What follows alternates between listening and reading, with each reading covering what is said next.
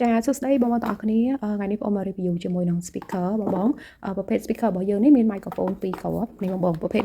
microphone នេះគឺបងអាចឆក់ជាប់អាវបានណានេះគ្រាប់នេះអញ្ចេះអញ្ចឹងបងអាចដោះយកមកឆក់ជាប់អាវបានអញ្ចឹងសម្រាប់ speaker របស់យើងដាក់ចូលនៅក្នុងប្រអប់នេះមកគឺសាកថ្មហើយសាកថ្មអូតូហើយអញ្ចឹងពេលបងសាកថ្មគឺសាកថ្មជាមួយនឹងប្រអប់ហ្នឹងហ្មងវាចូលទាំង speaker វាចូលទាំងគ្រាប់ microphone ហើយឥឡូវហ្នឹងបងអូនមកធ្វើការតេស្តជាមួយនឹង speaker តេស្តសលេងវាសាកមើលបងអញ្ចឹងអានេះយកអត់បើកទេឥឡូវបងអូនសាកបើកសិនAlo,មួយពី3នេះបងអានេះសលេងបងនិយាយតជាមួយនឹង speaker ហ្នឹងបងហើយនឹងយើងអាចឆក់ជាប់អាវជាប់អីបានចំណុចខ្ញុំដាក់ឆក់សា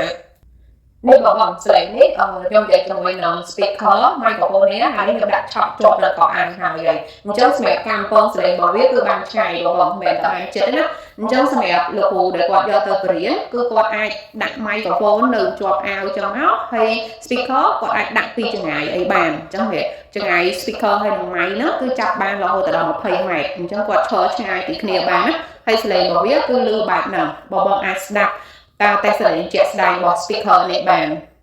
អូខេអញ្ចឹងសម្រាប់មកឈប់របស់ speaker របស់យើងមាន speaker នឹងមួយ microphone នឹង2គ្រាប់ហើយនឹងខ្សែនេះបងសម្រាប់មកឈុតហ្នឹងគឺមាន speaker នឹងមួយ microphone 2គ្រាប់ហើយខ្សែនៅក្នុងនេះគឺមានខ្សែស្ពាយឲ្យមួយហើយនឹងខ្សែសាកឲ្យមួយនេះខ្សែស្ពាយនេះខ្សែសាកហើយគេមានជើងសម្រាប់គៀបជាប់កអាវឲ្យមួយអញ្ចឹងសម្រាប់ speaker នេះបងឆក់ក៏បានគៀបក៏បានយើងមានជើងផ្លាស់ប្ដូរនេះបងអាចគ្រាប់ទូចនេះឆក់អញ្ចឹងបើសិនជាបងអត់ចង់ដាក់ឆក់ទេបងចង់ដាក់គៀបបងភ្ជាប់វាមួយអាជើងនេះមកនេះដល់ពេលយើងដាក់ឆក់អញ្ចឹងហើយបងអាចគៀបជាប់អាវជាប់កប៉ៅអាវជាប់អីបានអញ្ចឹងងាយស្រួលមែនតើអញ្ចឹងសម្រាប់បងត្រូវការជាមួយនឹង speaker ពងសលេងសម្រាប់បរៀនឬក៏យកទៅធ្វើអីផ្សេងបងអាចឆាតចូលក្នុង page របស់បងអូនបានអរគុណ